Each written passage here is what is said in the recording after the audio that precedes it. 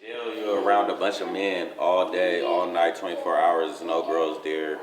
All men. You're gonna be around a bunch of men. Men. Jail is dirty. When you're in jail, you're gonna be in there. You're gonna be exposed to a lot of filthy things, bodily fluids, pubic hairs in the showers. You got people, they ain't get no freaky time in there. So the freaky time is with themselves in the showers.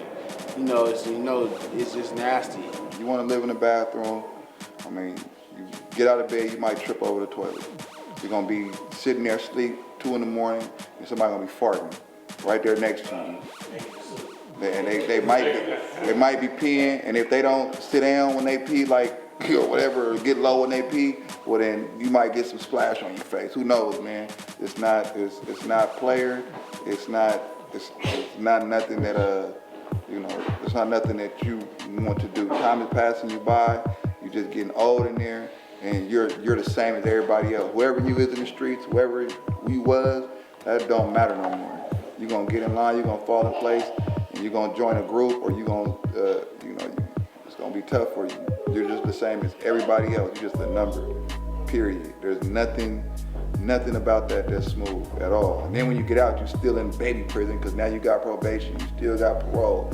So I'm one of the ones that never thought it was cool. I never thought jail was cool. I had to go there and find out it's less cool than I thought it was. You know what I'm saying? It's even worse than that. So, you can sit there all day and say, think people just talking. But believe me one thing, I don't care how tough they when they get out, just ask them the question for real. Do you like it in there? No. Another man gotta tell you what to do, and he tell you to bend over, spread your cheeks, and cough. It's degrading. Man, and just be in the wrong place at the wrong time. You really gotta move smooth, man. Avoid that stuff, and I guarantee you, as you go from 15, 16, 17, 18, if you're able to avoid them potholes in the road, by the time you get 26, 27, 28, a lot of people that you hang around now, you're gonna say they wasn't able to. You're gonna see that they are going to do time. They're gonna fall a victim. A lot of them gonna be dead, and you're gonna be able to realize why you avoided that stuff. It ain't gonna make no sense right now, because like I said, right now we are a I want it now society. So that's what you're thinking. But I guarantee you just think outside that box and just think further along the line, you're gonna look back and say, man, I'm glad I avoided that stuff, because you're gonna get spanked. I'm pretty sure everybody over here thought that at that time we was living life, that that's the only way to live it, and it's the only thing popping. I didn't say to myself, well, I'm gonna go spend, 7, 8 years in the feds. I never imagined that. You know what I mean? I thought I was gonna be able to get money. I was getting money, for as long as I wanted to. I move smooth. I don't really, as far as my crime goes, I was the type of person that was conscious and cautious of how I move. But like I said, they got these laws now. RICO don't matter. They ain't got to catch you with nothing. You can move as smooth as you want to, but you hang out with him. But you know him. So we'll get you on that, and then we'll work our way backwards, because somebody going to let us know what you really do. You know what I mean? They'll figure it out. So there ain't no way around it, man. You can take them chances if you want to, but you ain't going to like the results. I seen somebody in there, he get into it with somebody in his car. They like, oh, he gonna come back here, hold this. This what you gotta do now. Hand him a poker. He go in there and poke him, now he gone. Got an elbow. Can't go nowhere. He in there for life, because somebody that's getting out in 3 months told him to go do something. I don't remember who was the initiator of the fight or whatever the case is, but just a fist fight. Fell, hit his head, dude died, and now you a murderer. It's a lot of ways, because once again, you gotta remember, your life don't mean nothing to that judge. Your life don't mean nothing to that DA. Or they don't go home thinking about, oh, he's not gonna see his family anymore. They don't care. They don't care. You're just another person. There's too many people in this world who can be concerned with you. You're at the bottom of their list. So you just gotta make sure you move accordingly to the fact that whatever happens to you, you're gonna have to be okay with. You're gonna have to deal with that. I mean, a lot of dudes in there that will stand up dudes. They took their L across the chin. They understand that, that's what came along with what they did. But that's something that they had to grow to understand. Do they like it? No. But they were just able to, realize that that's what it is now. This is their life, and this is what it's going to consist of. And at the end of the day,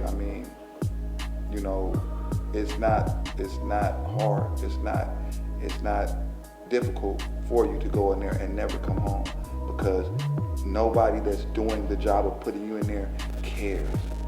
The judge, the prosecutor doesn't say, oh, well, you know what, we should only give them no, because they feel that you are a threat to society in some way, shape, or form.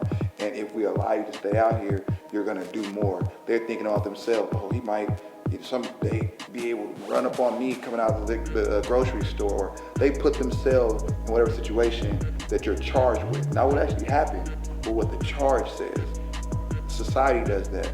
You know, like I said, our charge, RICO, racketeering and corrupt organization.